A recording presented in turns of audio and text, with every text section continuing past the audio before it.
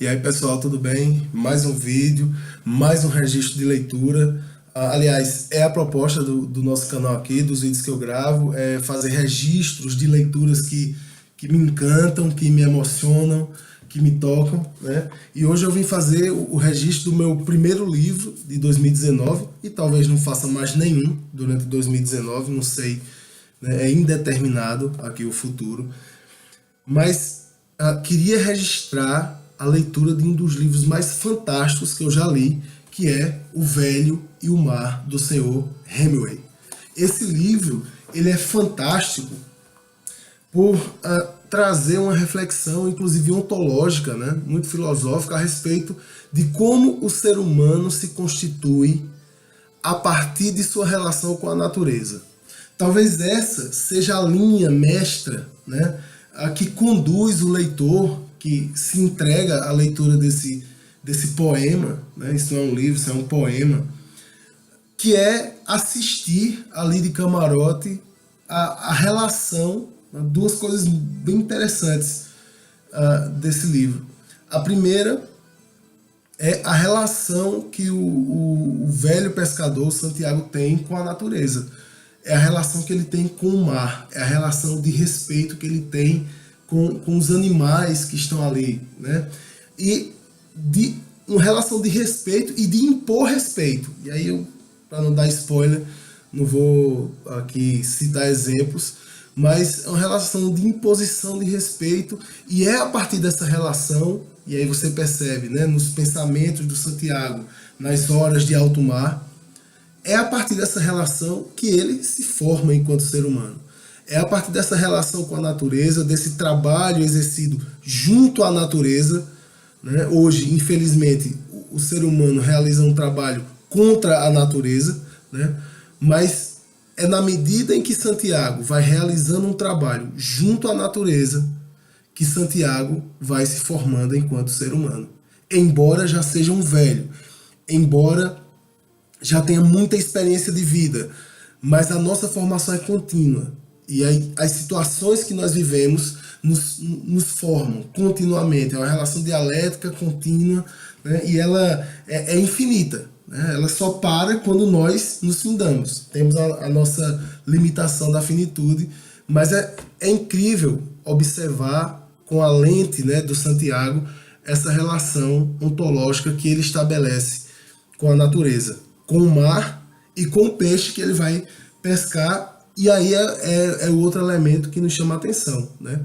Que é esse embate, que é essa luta que vai haver entre um velho, né, de corpo cansado, um velho experiente, mas que já está cansado, inclusive não tem uma boa alimentação naquele momento, mas se utiliza de sua capacidade de persistência, se utiliza da resiliência para continuar lutando contra um peixe gigante que ele pesca, né? E aí ele estabelece essa relação com o peixe. É muito interessante porque o próprio Hemingway, quando vai, né, em uma das passagens do livro, ele descreve essa relação, né, do velho pescador com a natureza, do velho pescador com o mar. É uma relação que todos nós seres humanos temos, sentimos, né? Penso eu que quando a gente está próximo ao mar, temos uma sensação diferente. Tenho inveja dos sortudos que vivem, né, à beira do mar, porque estão em casa, né? É de lá que nós viemos, entendam como quiser. E aí o Hemingway, ele descreve a relação do Santiago com o mar da seguinte forma, e eu achei isso aqui incrível, queria dividir com vocês essa leitura. O velho pensava sempre no mar como sendo la mar, que é como lhe chamam em espanhol, quando verdadeiramente lhe querem. Então, é uma relação de proximidade, né? Verdadeiramente quer, e chama de la mar, é uma maneira mais carinhosa de chamar. Às vezes, aqueles que o amam lhe dão nomes feios, mas sempre como se tratasse de uma mulher. Alguns dos pescadores mais novos, aqueles que usam boias como flutuadores para as suas linhas e têm os barcos a motor, E aí é outro ponto interessante, o Santiago não tem barco a motor, o Santiago não tem tecnologia, é ele na relação direta de suas forças com a natureza. É ele que rema, é ele que leva o barco para o alto mar, é ele que issa as velas.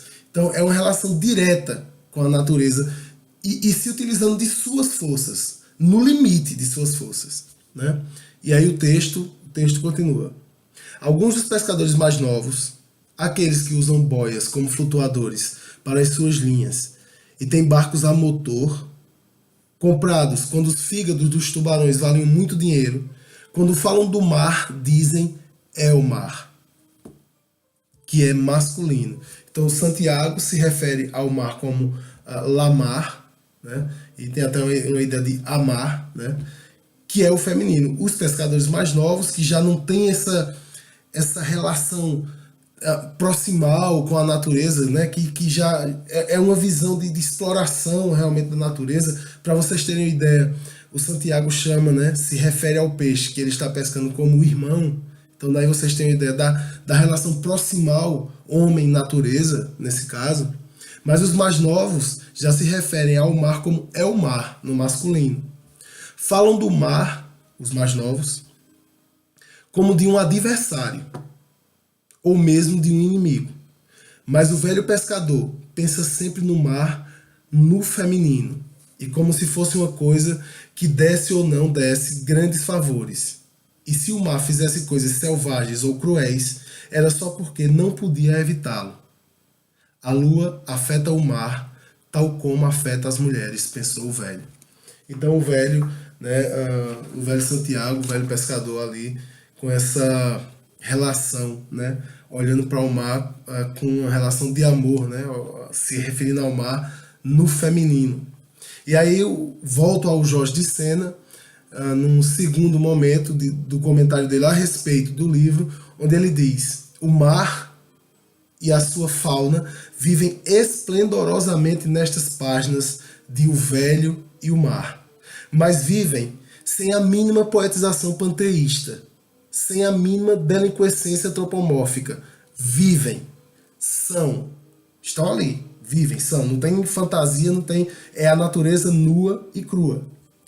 E a luta titânica do velho pescador com o seu peixe imenso não é sequer titânica, senão pela naturalidade da mútua aceitação. É uma luta pela vida, lutada em plena dignidade natural. Nada há de sobre-humano nela. É a natureza, né? O homem ali se constitui também enquanto natureza. Nada há de sobre-humano, nada passa do humano, nada passa dessa relação que nós construímos com a natureza e é justamente nessa relação onde nós nos construímos. Nada há de sobre-humano nela, que não seja o fato admirável de o homem ser capaz de lutar e de sobreviver para além do que parece ser o legítimo limite de suas forças. Então, O Velho e o Mar, do Hemingway, é uma lição de extrapolamento de forças, é uma lição de irmos até os limites de nossas forças para conseguirmos alcançar nossos objetivos. E aí os poetas brasileiros, né, o Vinícius, Dorival Caymmi, tantos e tantos poetas portugueses como o Fernando Pessoa, que tem uma relação tão proximal com o mar, né? Adriana Calcanhoto, que, né, é uma poeta brasileira que tem uma relação muito proximal com o mar. Todos esses poetas, no fundo, retratam essa relação que nós temos com o mar, e aqui eu vou usar o lamar, né? É como se fosse amar, né? Como se fosse uma mãe, né? que nos pariu a todos, e que nós somos intrinsecamente ligados a essa ideia da água. Então recomendo muito que vocês leiam O Velho e o Mar, do Sr. Hemingway, um livro fantástico, e aí como o Jorge de Sena fala, né? É uma poesia em prosa. Recomendo muito, a melhor leitura até agora de 2019, mas óbvio, a gente está só começando o ano. Um beijo.